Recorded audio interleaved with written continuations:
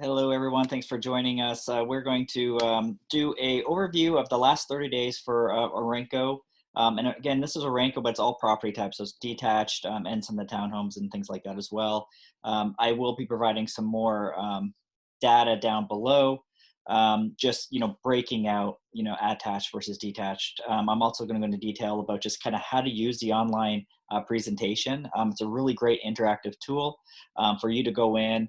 Really feel like you're getting a pulse on what the market is. So especially specifically for Renko. And I will finish off the video with some 97124, which of course is our zip code here, just what the market looks like and compare some trends to last year. So with that being said, let's get started.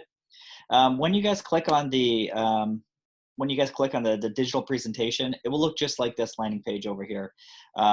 This, of course, is Orenco Gardens, so just south of the tracks.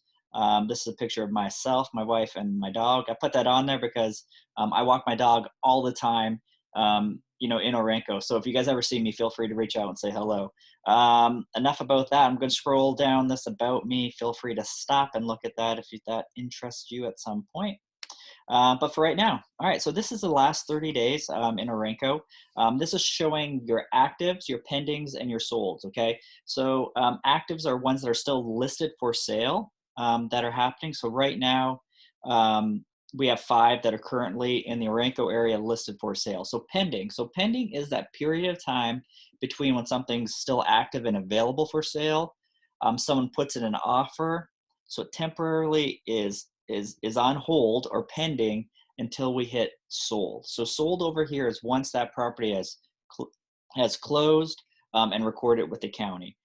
Other, I'm not going to lie to you, I don't know what other is. I'm looking into it right now, just because it kind of messes up our data. Like I can't speak to that. So anyway, I digressed a little bit. All right, so this is showing the low, the average, the medium, and the high prices in that area. Okay, so the average days on market is 35. The average lot size is about 2,400 square foot with a home square foot of about 1781. Okay, average price per square foot. So this is a metric that we chat a lot about, especially with our in our neighborhood. Okay, the reason why this is actually a decent metric in our area is because we have a lot of very similar comparable properties for sale. So it's easy to take a price per square foot metric, give you a little bit of idea of what your home might be worth based just on square foot. So again, very rough, very rudimentary, but a decent one in our area as you're comparing like for likes. What it doesn't take into account, of course, is it a lot premium? Does it sit next to a park? Is it, have green space behind it? Any of the updates or remodels, that have been done inside the home, obviously that doesn't know. So it doesn't know if it has original kitchen, or if you spent, $40,000 on a kitchen update or your bathroom remodels or stuff like that. So that's kind of where like a realtor would come in hand, where you can, request them to factor those type of things in. Okay. But for right now, this is what we're looking at in the last 30 days. What I can tell is this days on market is an average, and it had skewed a little high because we had one property that was on the market for a really long time. So I'll scroll down a little bit and you'll see where that is. So the next thing, this is just a nice scatter plot of just timelines for how expensive a home is versus how quickly the home sold. Okay, so again, the reds are really good dots because those are what's sold. So if I was to actually do a price comp to see how much your home might be worth, I am mainly and pretty much only focusing on these red dots because again, just because something's being listed for sold at a certain price doesn't mean that's what it's going to sell at. So when I'm doing a price evaluations, we primarily look at the red dots, but for the purpose of this chart, it's showing all the properties. And again, over here, I mentioned we have one property over here, but this is one that's been active for 125 days. So we'll scroll down a little bit. I'll show you how to dive into some of those anomalies to see why, but that is what's kind of messing off that other days on market number for us. So, all right, so scrolling down, here's an interactive map. So I say interactive because any of these elements and any of the, as you go through, you can click on any of them and that will pull that up and you can look, into that specific listing.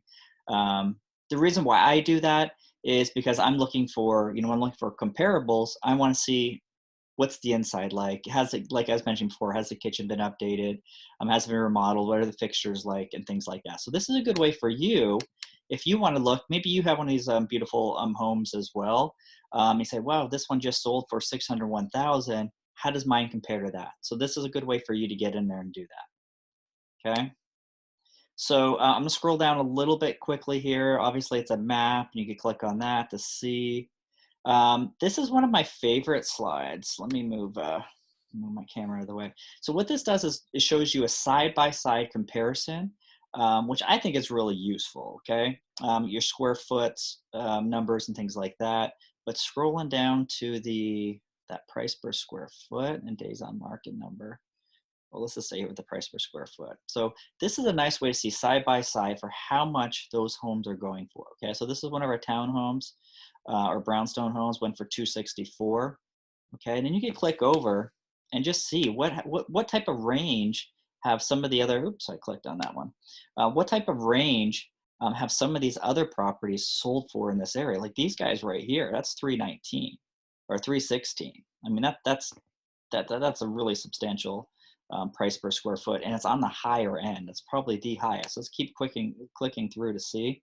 Maybe you guys are looking at investing and buying into, buying into the Orenco market. This could also show you like, hey, well, those lofts over the commercial space actually are, go for, or you get a really good return as far as value price per square foot.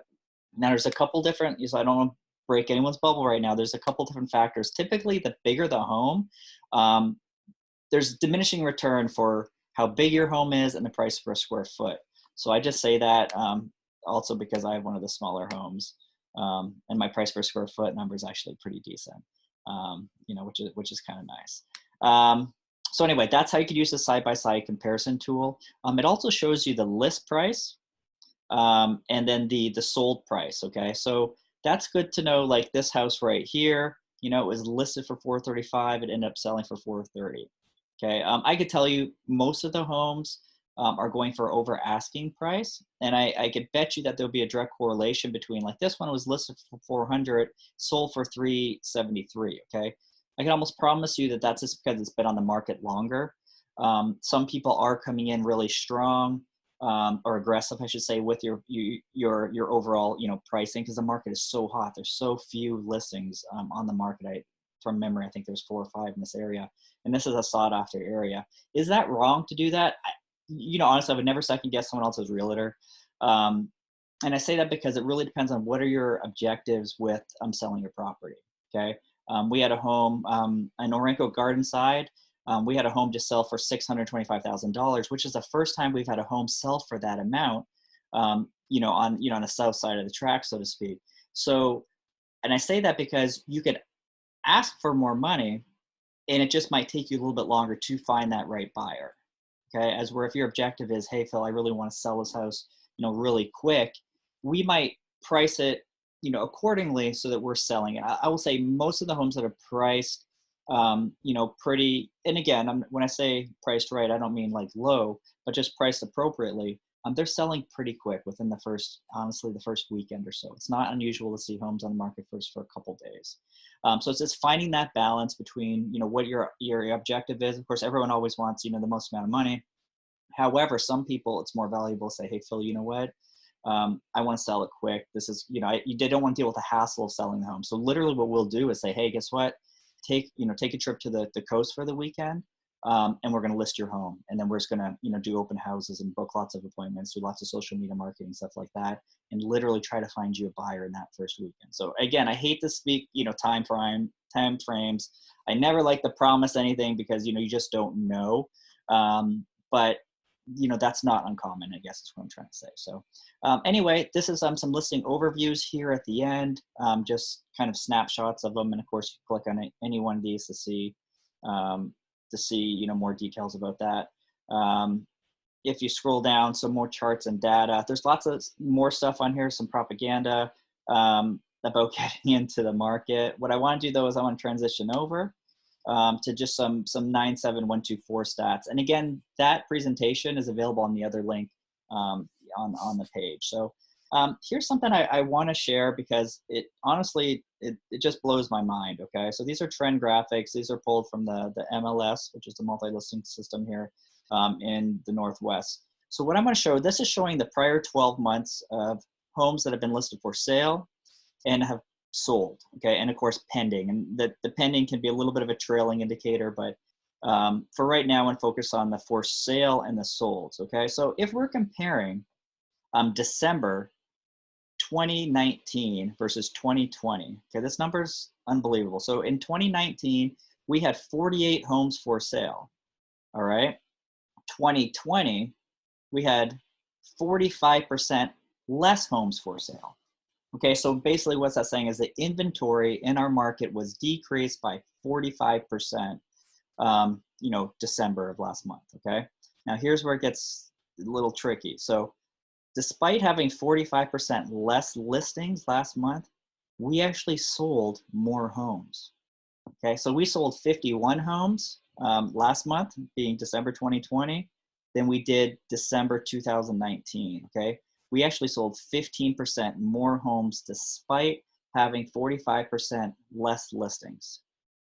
All right, I remember when I first read that, and I was trying to wrap my brain around it, and I was like, this doesn't make sense. How does that make sense? It just makes sense because we're utilizing all the available inventory in a much quicker fashion. Okay, what's that means? It's definitely a seller's market. We definitely have more. We have more buyers, primarily because we have really awesome interest rates right now. So a lot of people are coming to the market. We're also in a pandemic. So what does that mean? Not as many people are, willing or wanting or needing to sell right now for, a variety of reasons. So as a result, homes are moving really quickly. That's reflected in this. Actually, let me show you this one, months of inventory number. So this is over here. So basically, this is a metric that you sometimes will hear spoken about. What it says is if, as of today, let's say right now today, no one else listed their home, okay? We would exhaust our total inventory in about 0.5 months. Okay, I can tell you that this is one of the all-time lowest since they started keeping tracks. This actually is the lowest months of inventory ever. Okay, when people speak of, hey Phil, when will prices start leveling off or even decreasing? What we would tell you is that in a normal, like in a situation where prices are going to start to decrease and level off, we would see about 6 months of inventory. So let me say that again. Right now we have 0.5 months of inventory. If and when we typically start to see prices level off and decrease is at 6 months of inventory. So again, just want to give some perspective of how low of a number this is. Okay, and I want to finish off on one thing. All right, so this is a cool metric. Again, I talked before about the price per square foot and why that's a decent metric in our area.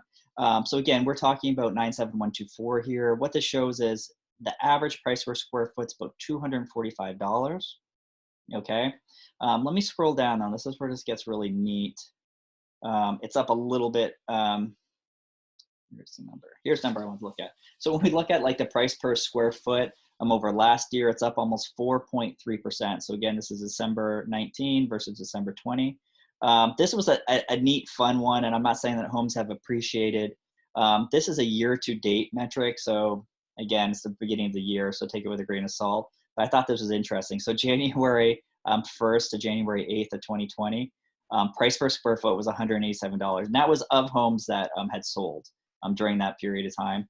But so far in 2021, from the first of the year to the 8th of the year, it's $225. So we're up 20%. All right, you guys. So there's some good news, kicking your 2020 off with style. So with that being said, you guys, I hope you found this interesting. If I created more questions than answers or just additional questions, you guys feel free to reach out to me. I'm happy to help. Regardless if you're looking to buy or sell anytime in the near future, I want to be a realtor of choice. If you guys do have a realtor currently, this is not a solicitation for business. I mean, honestly, you guys, please stay with your realtor if you have one. Realtors work incredibly hard to earn your business, and I'm not trying to steal anybody. But if you do not have a realtor or you're looking for one, I'd love to earn your business. And that's it, you guys. Happy New Year again, and you guys all take care. Bye-bye.